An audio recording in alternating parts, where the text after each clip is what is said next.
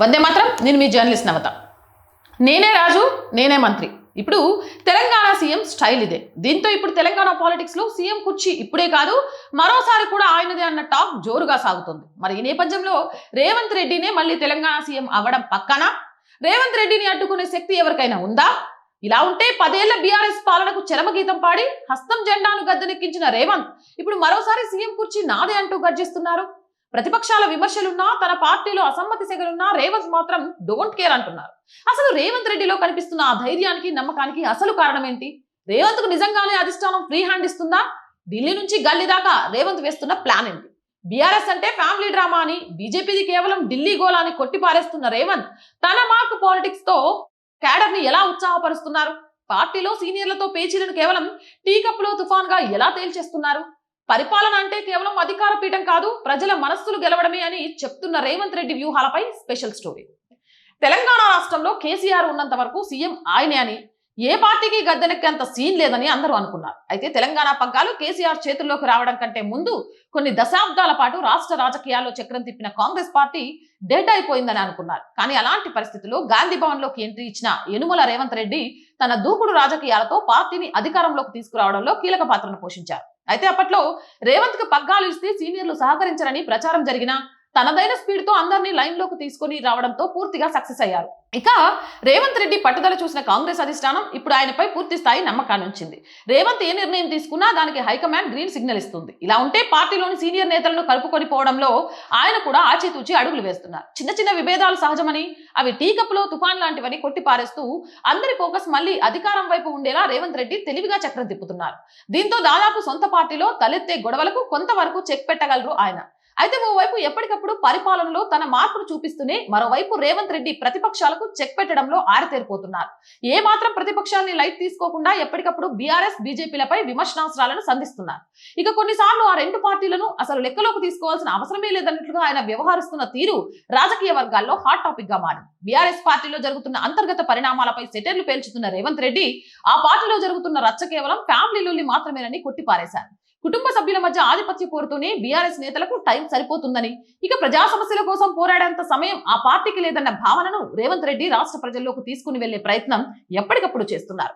ప్రజలకు ఆ పార్టీతో పని అయిపోయిందని, తెలంగాణ సమాజం బీఆర్ఎస్ పార్టీని పూర్తిగా పక్కన పెట్టిందని ఈ మధ్య కాలంలో సభల్లో మాట్లాడుతున్నప్పుడు రేవంత్ రెడ్డి పేర్కొనడం వ్యూహాత్మకంగానే బీఆర్ఎస్ ని దెబ్బ కొట్టడమని రాజకీయ నిపుణులు విశ్లేషిస్తున్నారు. రేవంత్ రెడ్డి మాత్రం తెలంగాణలో వారసత్వ రాజకీయాల చుట్టూ తిరిగే డ్రామాలు ప్రజలకు విసుగు తెప్పించాయని, దీంతో బీఆర్ఎస్ కి కాలం చెల్లిపోయిందని అంటున్నారు. ఇక బీజేపీ విషయానికి వస్తే ఆ పార్టీది కేవలం ఢిల్లీ గోల తప్ప గల్లీలో ప్రభావం లేదని ఎద్దేవా చేస్తున్న రేవంత్ రెడ్డి బీజేపీ నేతలు ఢిల్లీలో హడావిడి చేస్తారు కానీ తెలంగాణ గల్లీలో వారు కనీసం పోటీ ఇవ్వలేరు అంటూ సెటర్లేస్తున్నారు. రాష్ట్ర అభివృద్ధిపై కంటే రాజకీయ రచ్చపైనే ఆ పార్టీ ఫోకస్ ఎక్కువగా పెట్టిందని ఆయన విమర్శనాస్త్రాలతో బీజేపీని ఉక్కిరిబిక్కిరి చేయడంలో దాదాపుగా అడుగులు ముందుకేస్తున్నారు. ఇక కాంగ్రెస్ పార్టీపై విపక్షాలు ఎన్ని కుట్రలు చేసినా ప్రజలు తన వైపే ఉన్నారని రేవంత్ రెడ్డి స్పష్టం చేశారు. కాంగ్రెస్ ప్రభుత్వం చేపడుతున్న సంక్షేమ పథకాలు ప్రజల్లోకి బలంగా వెళ్తున్నాయని, తెలంగాణ గడ్డపై కాంగ్రెస్ కి తిరుగులేదని, విపక్షాల ఆటలు సాగమని ఆయన ధీమా వ్యక్తం చేశారు. అలాగే పార్టీలో కూడా రేవంత్ రెడ్డి ఏమాత్రం తగ్గడం లేదు. పార్టీ నాయకులు కార్యకర్తలు కలిసికట్టుగా పనిచేయాలని ఆయన పిలుపునిచ్చారు. మొత్తానికి ఒకవైపు పరిపాలనలో వేగం పెంచుతూనే మరోవైపు విపక్షాలను రాజకీయంగా కోలుకోకుండా చేయడంలో రేవంత్ రెడ్డి సఫలమవుతున్నట్లు కనిపిస్తుంది. ఇలా ఉంటే తెలంగాణ సీఎం రేవంత్ రెడ్డి రాజకీయాల్లో ఇప్పుడు సరికొత్త అధ్యయనాన్ని లిఖిస్తున్నారు. అధికారం అంటే కేవలం సీట్లు ఓట్లు లెక్కలు కావని, ప్రజలకు నచ్చేలా ఉంటే ప్రజలే తల మీద కూర్చోబెట్టుకుంటారని గట్టి పంతాలో ఆయన పాలన కొనసాగించే ప్రయత్నం చేయడంతో ఆయన మార్పు స్పష్టంగా కనిపిస్తుంది. ఇక విమర్శల కంటే ఎక్కువగా ఫలితాలపై దృష్టి పెట్టడం కూడా రేవంత్ రెడ్డి పాలనకు మంచి ఫాలోయింగ్ ని తెచ్చిపెడుతోంది. ప్రభుత్వం ప్రకటించిన 6 గ్యారంటీల అమలు విషయంలో రేవంత్ రెడ్డి రాజీనామా ధోరణిలో ముందుకు సాగుతున్నారు.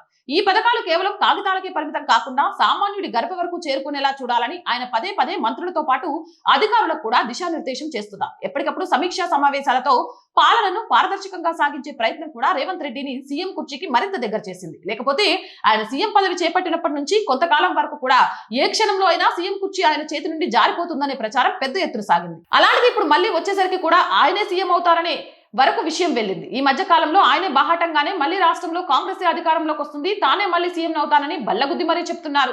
ఇక రేవంత్ రెడ్డి ప్రతిష్టాత్మకంగా తీసుకున్న మూసీ పునర్జీవన ప్రాజెక్ట్ ఆయన అభివృద్ధి కాంక్షకు నిదర్శనం. ఇలా గత పాలకులు విస్మరించిన అంశాలను భుజానకెత్తుకుని వచ్చే 5 ఏళ్లలో హైదరాబాద్ రూపురేఖలు మారుస్తానన్న ధీమాను ఆయన వ్యక్తం చేస్తున్నారు. ఇది కేవలం ఒక నది శుద్ధీకరణ మాత్రమే కాదని తెలంగాణ ఆర్థిక పురోగతికి ఇది ఒక కొత్త చిరునామా అని ఆయన క్యాడర్ లో జోష్ నింపుతున్నారు. మొత్తానికి రేవంత్ రెడ్డి వేగం వ్యూహం చూస్తుంటే తెలంగాణలో కాంగ్రెస్ పట్టు కోల్పోవట్లేదా అని అనిపిస్తుంది. మరి ఈ దూకుడు ఆయనపై వచ్చే ఎన్నికల్లో కూడా సింహాసనంపై కూర్చోబెడుతుందా లేదా అన్నది కాలమే నిర్ణయించాలి. అలాగే మోర్ వీడియోస్ కోసం our group of channels, our voice, our political, our Sanskriti 3 channels ని వెంటనే సబ్స్క్రైబ్ చేయండి. కంటెంట్ బాగుంది అనిపిస్తే లైక్ చేయండి, షేర్ చేయండి. ఆర్థికంగా ఆర్ వాయిస్ కి మీ చేయుత చాలా చాలా అవసరం. ఆర్థికంగా సపోర్ట్ చేయాలి అని అంటే సబ్స్క్రిప్షన్ పక్కనే జాయిన్ అనే బటన్ ఉంది.